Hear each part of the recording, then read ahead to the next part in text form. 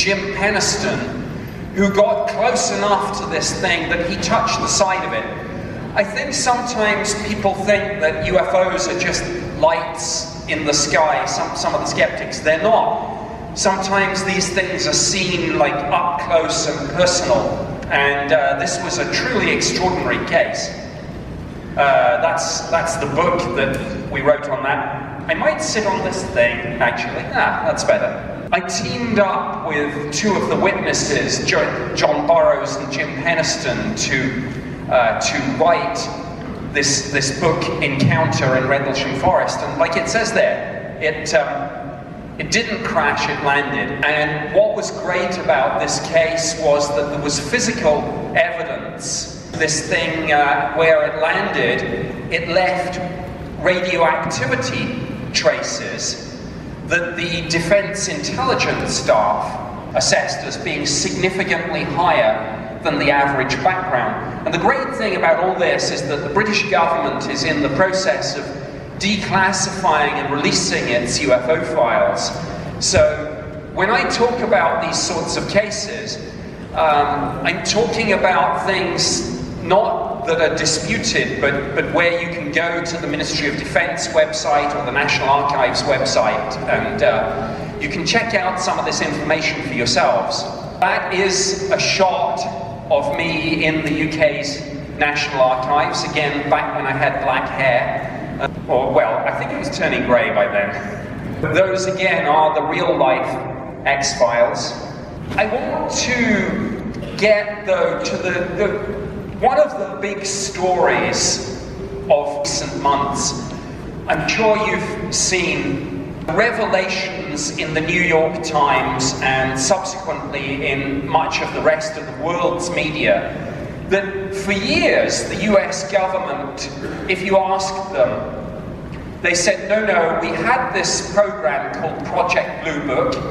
It ran back in the 40s, the 50s, the 60s. It got terminated in 1969. But if you asked the US government right up until last December, are you still investigating UFOs? Are you interested? They said, no, we're not. And then, as I'm sure many of you have seen, December 16th last year, the bombshell revelation that the US government was still doing this after all. Who was surprised by that? That's what they said, by the way. They've taken those statements off most of the websites now for obvious reasons. But right up until December last year, that is the kind of statement that was appearing. And yet, we learned that they had this thing called AATIP, Advanced Aerospace Threat Identification Program, or, as some people say, Advanced Aviation Threat Identification Program, or it may be an offshoot of another program called Advanced Aerospace Weapon System Application Program. So, you know that you're dealing with some pretty spooky stuff when we don't even really know the name of the program.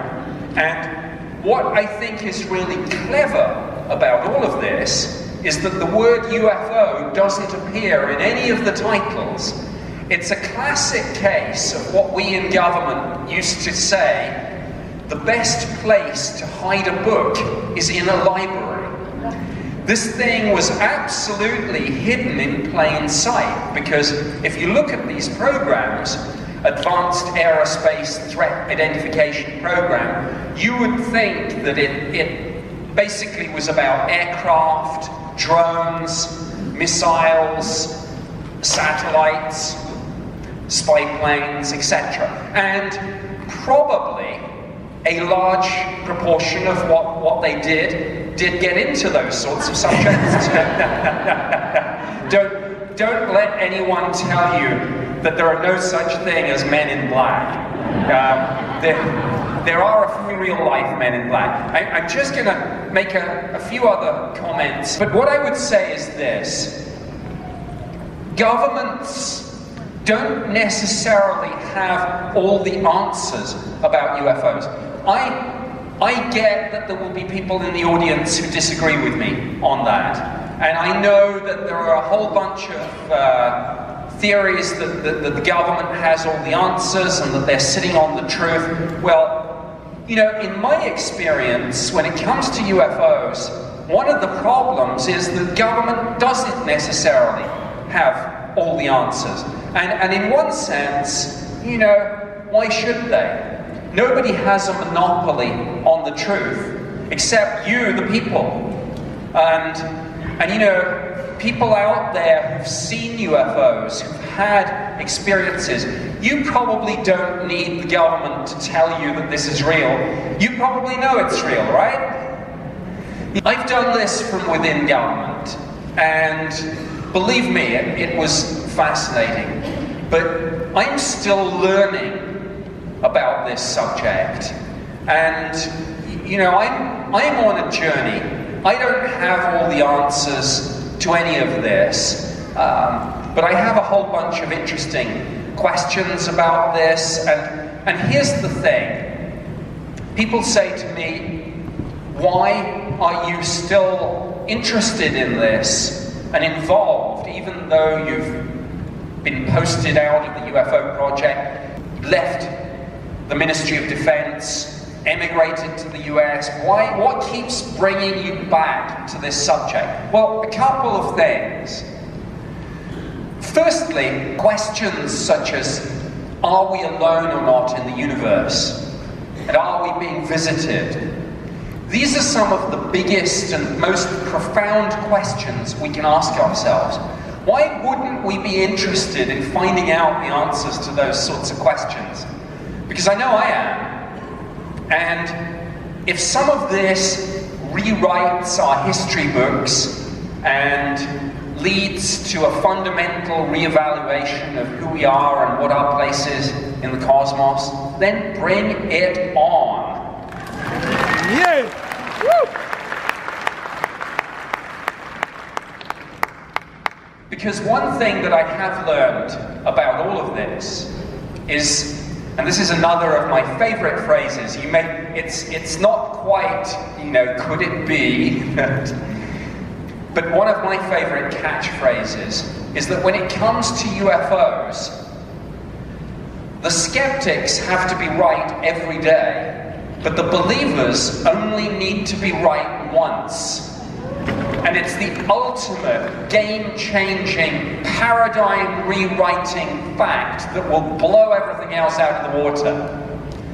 People sometimes say, oh, you couldn't tell people the truth about UFOs.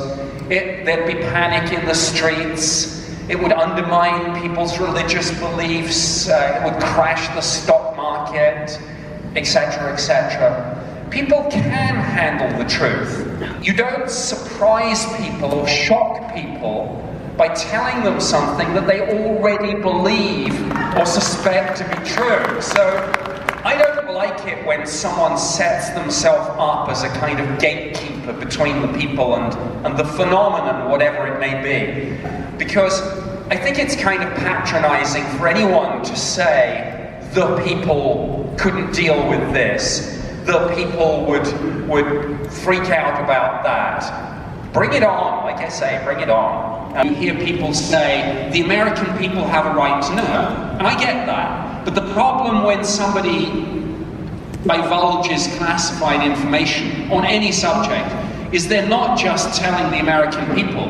Through the media, they're telling the Russians, the Chinese, the North Koreans, the Iranians, ISIS, whoever. So once information is out, it's out. You can't get it. You can't get the genie back into the bottle. So what I would say to those people who have been involved in classified programs is two things. Firstly, hope that people like Luis Elizondo and some of the other people working in the To the Stars Academy manage to do what they say they're going to try and do and kickstart this conversation with the American people and then bring their testimony through the appropriate channels. And the second thing I would say to those people is with Roswell a few years ago, there was a successful initiative to get the Secretary of the Air Force to say, anyone who has information about Roswell and thinks that their secrecy oath still binds them, you are hereby released from your secrecy oath, and you may bring forward your testimony. I think there needs to be something like that, not just on Roswell, but on the whole phenomenon. And it probably needs to be announced not by the Secretary of the Air Force, but by the Secretary of State for Defense, or even by the President of the United States as Commander-in-Chief. And I think, yeah, POTUS, maybe should say, if anyone has information on this, I hereby release you from your secrecy oath, and you can bring it forward. One answer to this may be coming. Watch this space for congressional hearings, maybe on AATIP, maybe on the wider phenomenon itself. There have been some preliminary discussions with the chair of the Space Subcommittee and the full Science, Space and Technology Committee. There may be an open door there, so that might be one thing coming soon. I think trust but verify.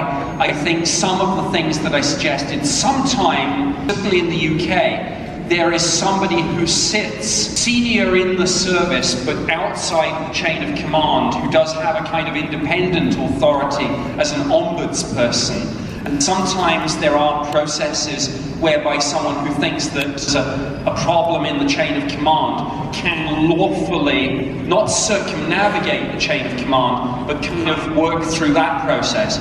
But I'm the first to acknowledge that it's a difficult problem. My secrecy oath binds me for life, even though my security clearance has lapsed. I used to have a TS-SCI clearance, but I had to sign off on all those in my last day of service.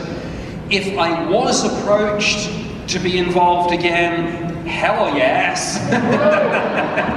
Bring it on. I mean, I quoted a movie earlier, I quoted Minority Report. I think that would be a case of just when I thought I was out, they pull me back in.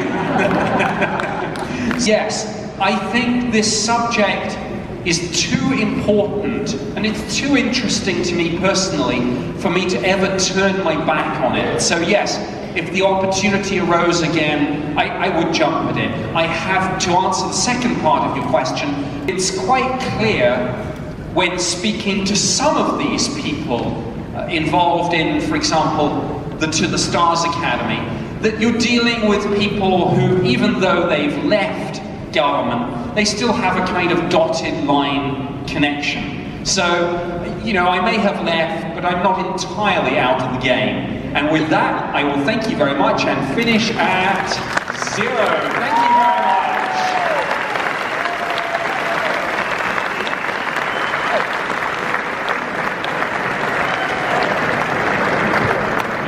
The only person who finished exactly on time.